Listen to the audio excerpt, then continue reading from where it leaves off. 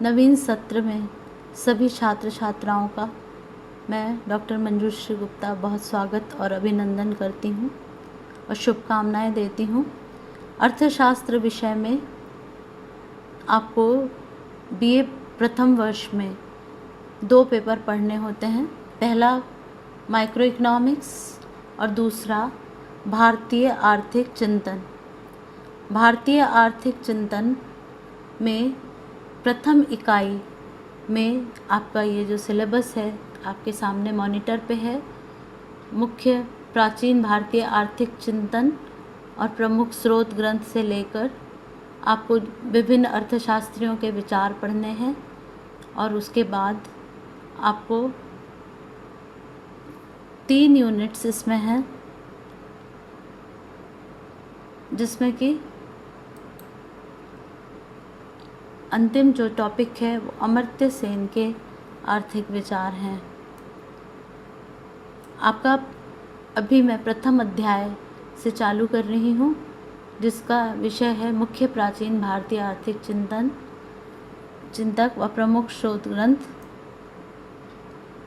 और उसके बाद हम लेंगे प्राचीन भारतीय चिंतकों के अनुसार अर्थशास्त्र की परिभाषा और आधारभूत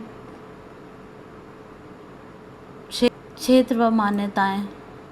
अध्याय प्रथम में आपको पढ़ना है प्राचीन भारतीय आर्थिक चिंतन एवं प्रमुख स्रोत ग्रंथ। प्राचीन भारतीय चिंतकों के अनुसार अर्थशास्त्र की परिभाषा, क्षेत्र व आधारभूत मान्यताएं। सबसे पहले हम यह देखेंगे कि पाश्चात्य आर्थिक चिंतन और भारतीय आर्थिक चिंतन में क्या अंतर होता है। जैसा कि आप देख रहे हैं मॉनिटर पे, पाश्चात्य दर्शन जो है वह स्ट्रगल फॉर एग्जिस्टेंस या अस्तित्व के लिए संघर्ष को प्रमुखता देता है, जिससे व्यक्तियों में प्रतियोगिता को बढ़ावा देने में विश्वास रखता है, जबकि भारतीय संस्कृति समन्वय व सहयोग पर आधारित है।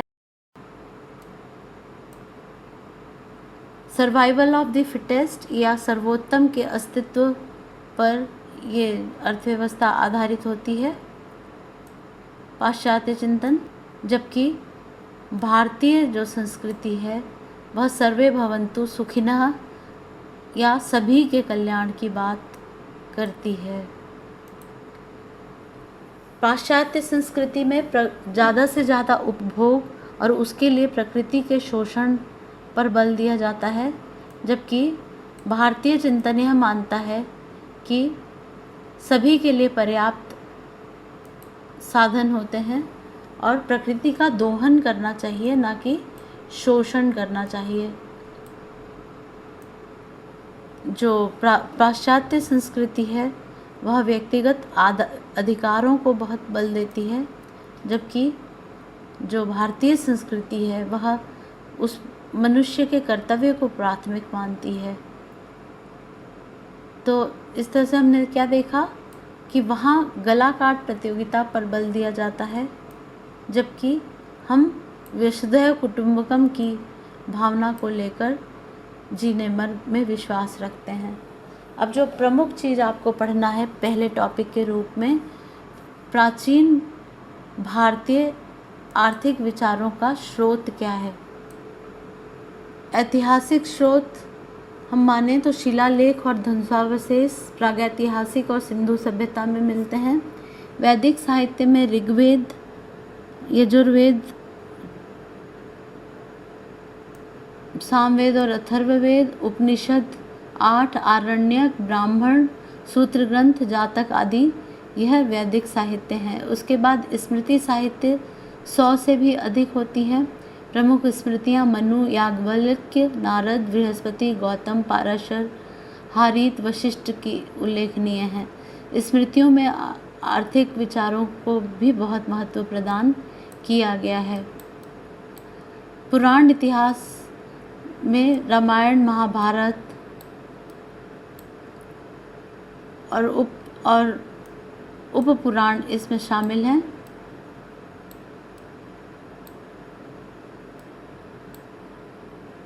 वायु, अग्नि, विष्णु, वामन, भागवत पुराण आदि ऐसे पुराण हैं जिसमें अर्थव्यवस्था संबंधी विचार पर्याप्त मात्रा में मिलते हैं। उसके पश्चात जो खंड काव्य और अन्य संस्कृत साहित्य जिसमें कालिदास, बाणभट्ट, भास, शूद्रक, चंडी आदि के ग्रंथ हैं। ऐतिहासिक विचारकों में मेगास्थनीज, वेनसोंग, फाहयान के अतिरिक्त अबुल फजल, फरिश्ता, बदायूनी आदि के ग्रंथों से आर्थिक विचारों का ज्ञान होता है। इसी कड़ी में कौटिल्य के अर्थशास्त्र का उल्लेख जरूरी है, क्योंकि उसने राजनीतिक प्रणाली के साथ साथ आर्थिक व्यवस्था के विशिष्ट पक्षों जैसे उत्पादन, वितरण और मूल्य नियंत्रण इत्यादि, संपत्ति का विनिमय, कृषि, वाणिज्य, व्यवसाय की उन्नति, व्यापारियों और उपभोक्ताओं के हितों का संरक्षण, करारोपण, आर्थिक प्रणाली व राज्य की भूमिका आदि का व्यवस्थित विवेचन सर्वप्रथम अपनी पुस्तक अर्थशास्त्र में किया।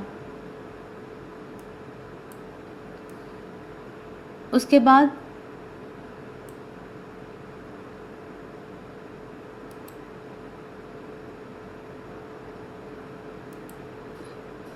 प्राचीन भारतीय आर्थिक विचारों ने कल्याणकारी राज्य का विचार निहित था, जबकि प्रजा की समृद्धि और आर्थिक जीवन के नियमन का उत्तरदायित्व राज्य पर होता था।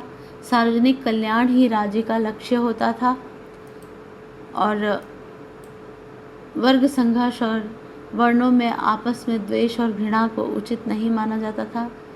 राज्य में यातायात साधनों की व्यवस्था, वस्तुओं की मिलावट की मनाही, नाप तौल की उचित व्यवस्था थी।